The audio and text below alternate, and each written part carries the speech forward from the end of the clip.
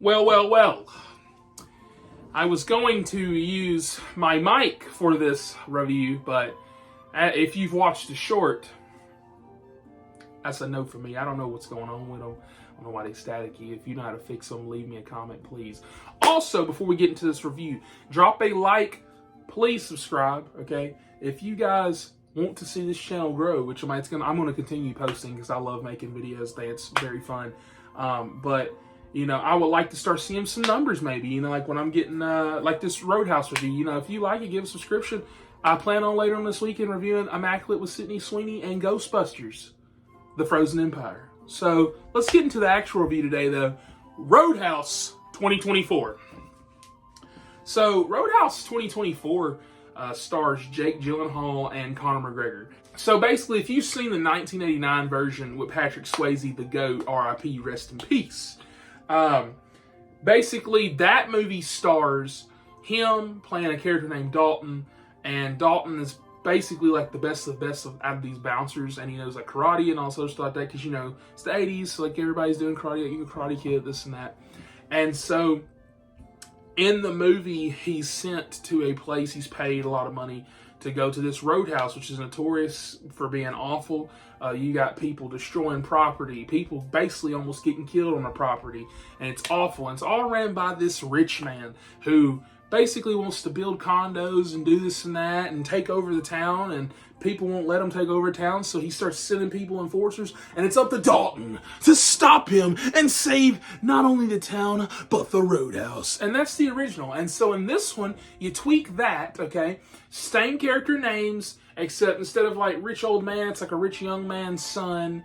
And then, you know, instead of like some old man in a warehouse, it's this young girl, which I actually like that change a little bit. So I want to get into some of the changes for this review and talk more about the story than a normal review I would do. So in the OG movie, there's this old man that Dalton actually knows.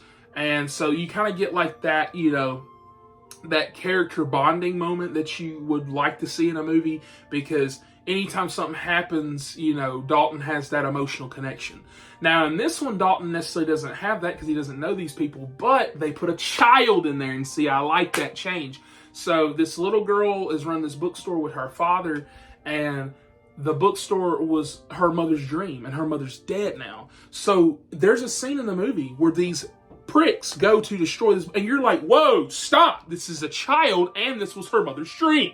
And so I'm really liking stuff like that. And now, outside the story, I think the story was great. I love the changes, even the stuff that they changed where I was like, it's all right. It's all right, but it's still good, okay? It's still good. This was a good movie. I loved it. So now I want to get into the action. So the way the camera was filmed, or not filmed, but the way the camera angles were shot, and this, like, dude, cinematography is off the chain.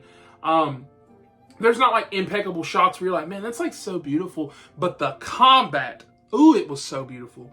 Like, there's like these close-up shots they'll do, and like when somebody moves, they'll like move the camera with them, and it's awesome. It was awesome. Conor McGregor does a good job playing himself. But I will say this, even though he's basically playing himself, he did a phenomenal job. Like, his character's so funny. Even like that movie's so funny. Like, if you've seen the trailer, there's a scene where Jake Gyllenhaal slaps all these guys and he drives them to the hospital itself. That is the funniest thing ever. He whooped their ass and then proceeded to take them to the hospital. That is great. That is cinema. That is awesome. Okay. And I really like Jake Gyllenhaal in this role. I really thought he killed it. I really wouldn't change anything. I think the only minor issue I have is that, you know, and it's really with both Roadhouses, I don't love the love interest, the doctor. Because in the original one, you know, I feel like she's there just to be like, oh man, we got sex, titties, you know, kind of like that, because, you know, she's fully nude in that one. And like in this one, I really like that it's the girl that plays Ratcatcher in the Suicide Squad that they made, that James Gunn made. But I just feel like that character, you could leave everything out of. She really does nothing for the purpose of the story. Like, she does, like in this one, they kind of change it. She has a little bit more of a purpose. But I don't know, like just in both times, like if you take her character out, it still plays the same way. They're still gonna keep attacking the town. This like it's. I just feel like I just don't love her as a character. I think the acting's fine though. I just, as far as the writing, I wish they would have tweaked her a little bit and made her better. If anything, they made her character worse because we didn't get a hot titty scene. So, but yeah.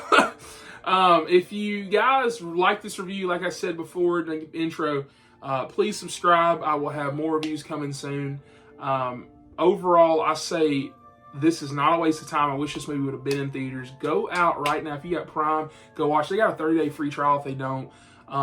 Watch Roadhouse. I think it's worth your time. It has one of the best third acts I've seen in an action movie, mainly combat-wise. Like, it just starts amping up. And then basically the final fight is like the end of a Yakuza game.